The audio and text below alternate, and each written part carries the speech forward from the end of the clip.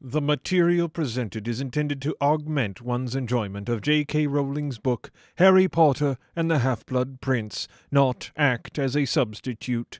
If you have not purchased a copy of the Half-Blood Prince, please discontinue your patronage of this production until you do.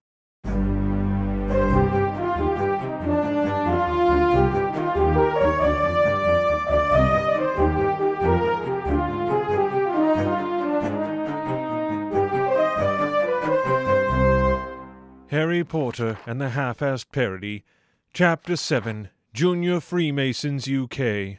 Rather than get his last-minute summer reading finished like most teenagers, Harry spent the last week of vacation obsessing over Malfoy's behavior at Borgin and Burke's. The self-satisfied smirk Draco wore when he left the shop haunted his thoughts, a smirk that couldn't be bitch-slapped enough. His constant paranoid musings began to bore Hermione and Ron. I tell you, there's something funny going on with Draco. Yep, Harry. Very suspicious is Malfoy's middle name, yeah, I'm sure. like His friends replied, occupying themselves with books and brooms. His dad's in Azkaban. He has to be planning some sort of revenge. Revenge. Right, like you do. That's absolutely correct. I'll have to that keep the Draco. eyes on the back of my head, looking out for him. Just then, Harry's eyes lit up in self-surprise. Wait a mo! What if Draco's a Death Eater?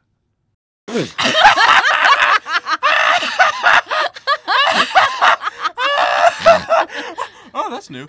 Oh, please, Harry, that's totally balmy. No, wait. It makes sense. No, it doesn't. He's 16, perfectly underestimatable. Nobody would have a 16-year-old do evil. Voldemort was 16 when he killed Moaning Myrtle. I don't know, mate. That's Voldemort. This is Malfoy. His family's so knobby, blue-blooded, and inbred they can barely tie their shoes without a house elf. And I don't see why you-know-who would even consider having someone act on his behalf as a spy in a school where his greatest enemy was headmaster. Don't you remember when Malfoy showed Borgin something hidden behind the counter? Something that scared Borgin really badly? What else could it have been but a dark mark? It was probably just his penis, Harry. Stop worrying. What?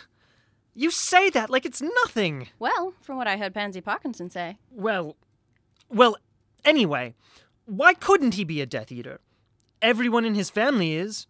Because, said Ron with finality.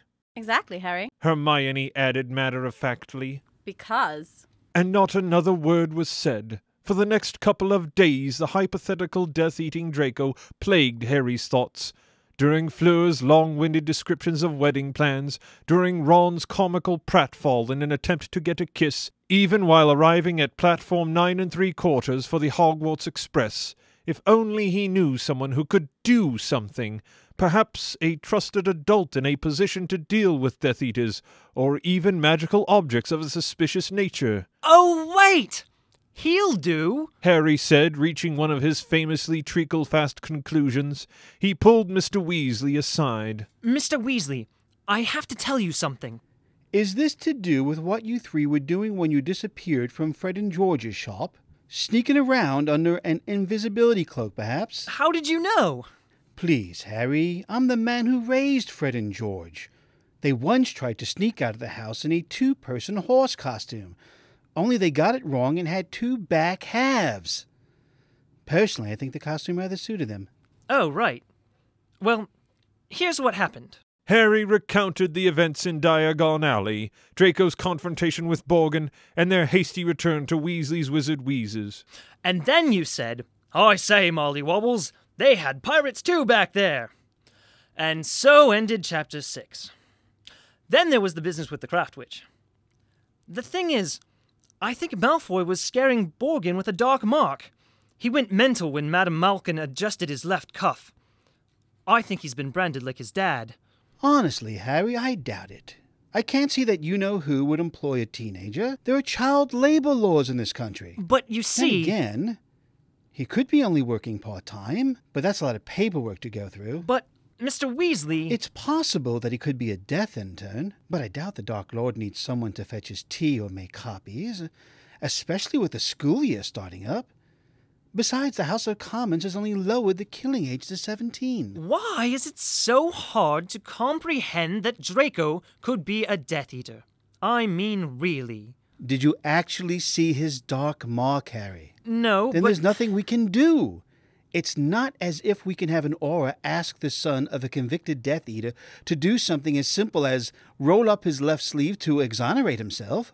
Oh, come the smeg on! Did the ministry put goofy potion in the water supply?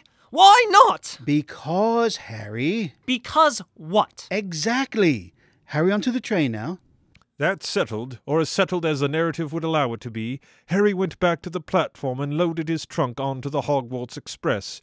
He figured that he'd probably get some opportunity to follow Draco around under the invisibility cloak later. That always sounded like a good idea. Now we'll see you at Christmas time, Harry. Mrs. Weasley said, attempting in vain to smooth out Harry's hair. I can't wait, Mrs. Weasley. Harry boarded the train. Remember to brush and floss at least twice a day. I will, Mrs. Weasley. The train began to pull away. And be sure to have Ron and Ginny write every week. Embarrass them in the Great Hall if you need. All right. And don't eat candy without a wrapper. Check your shoes for Scottish scorpions every morning. I will, Mrs. Weasley. Don't chew with your mouth open. Don't let Ron grow his hair out too far. Okay. He thought he heard her shout something about how crazy girls may be fun in the sack, but will cut you in the morning over pancakes. But he shook it off and set about finding a cabin to ride out the trip in. Hermione and Ron had to ride with the prefects, so he had to make new arrangements. Ginny had to ride with Dean Thomas, her boyfriend. Harry suddenly took an irrational dislike to Dean. He walked down the corridor looking for a free compartment and contemplating whether or not this might be a good time to follow Draco around under the cloak. As he did so, mesmerized girls eyed him with amazement, curiosity, and some attraction, as if he was made of chocolate and Jonas Brothers backstage passes. Hi, Harry.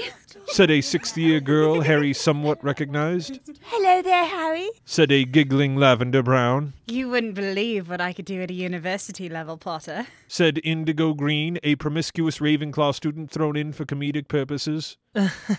Harry tried to avoid their glances, a bit more overwhelmed than usual. Hey, Harry! Came a voice from behind him. Neville Longbottom and Luna Lovegood approached. Harry wrapped his arms around them in greeting.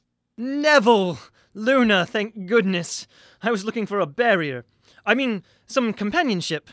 They situated themselves in a free cabin. Everyone's staring, but more openly than usual, and fewer people are hiding the word freak in a cough. I wonder why that is. Well, it's because we're with Harry, isn't it? No, it's because you guys were at the Ministry when the Death Eaters attacked. You were in the thick of it. Oh yeah, that was great. My Gran's finally proud of me now that I'm risking my life. If I die in a fight with a Death Eater, she might finally get me that bike I wanted. Oi, Trevor! Neville dived under the seat in pursuit of his frog Trevor in a manner so comical and slapstick that in an audio medium could only be conveyed through those silly sound effects morning radio zoo crews use. Are we having DA meetings again this year? They were great. I learned loads from you. Yes, I felt more like a person and less like comic relief. It was almost like having friends. Here the conversation died a moment. Luna had a habit, bordering on an inverse talent, of saying things that made everyone uncomfortable. Well, you are our friend, Luna. We all like you very much. Lovely. I have friends. Maybe someday I'll have a mother, too. Do either of you know what that is like? Actually, see. no. Croaked Trevor.